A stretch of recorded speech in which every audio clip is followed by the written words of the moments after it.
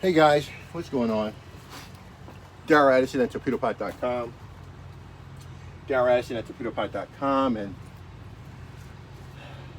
they don't look like much, do they? I mean, for a torpedo pot, I expect them to be so bountiful and growing and all hanging all over the place, because we make our claims that torpedo pot grows your plants, and if you follow our instructions, you should be able to do something extremely bountiful. Well, for these green vegetables, leafy green vegetables, that we're not collecting a lot of fruit from, we don't add a lot of fertilizers to that. But let's take a step back and let you know what's going on here.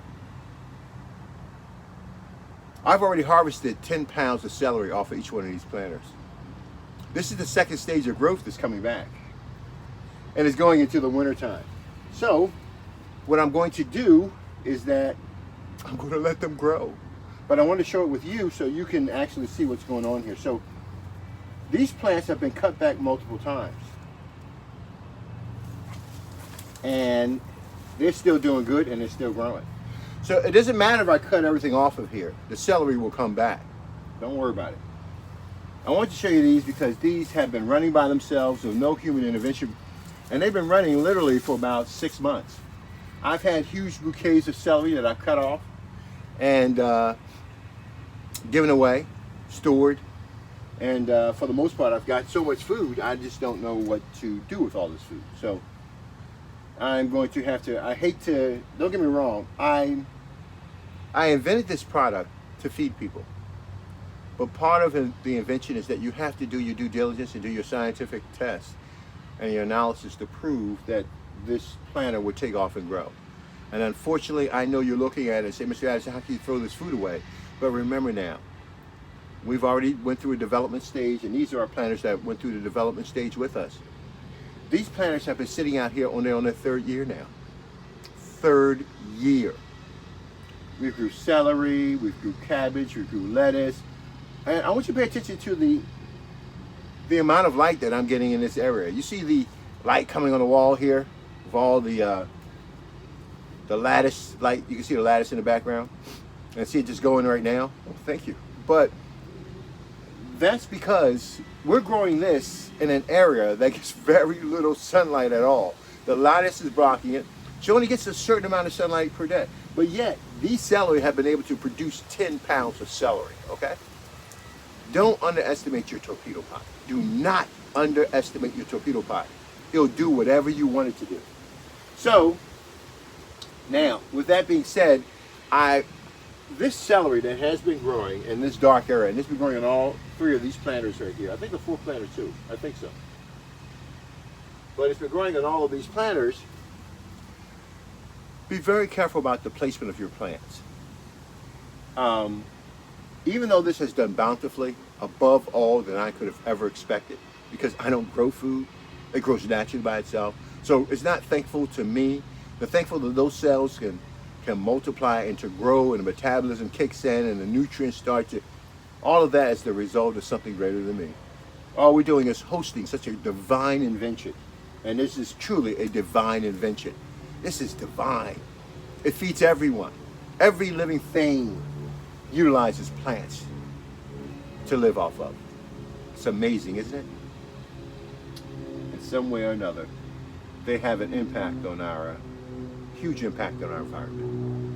Amazingly, even though it looked like I could take this and break it off and control this little plant, I want you to understand that these plants have been around longer than you and I have.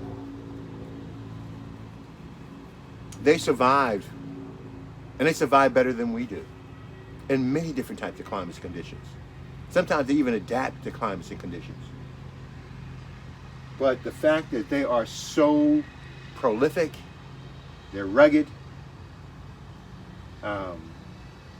they grow consistently all the time, from even plant to plant. It's amazing. It truly is amazing. Okay, Darryl Addison, torpedopot.com. I just want to show you a little nugget, so you'll know exactly how your planter should perform. But again, the weather, the environmental conditions are different, okay? Even the soils are different, okay? So I know a lot of you, I tell you to go for the mushroom soil because of the biological content. But any organic mix should, where there's starts out as a woody substance as it breaks itself down, not vegetative material. Like for instance, I don't take live plants and throw them in my flower pots, my planters, because my planters are working trying to provide food for my plants.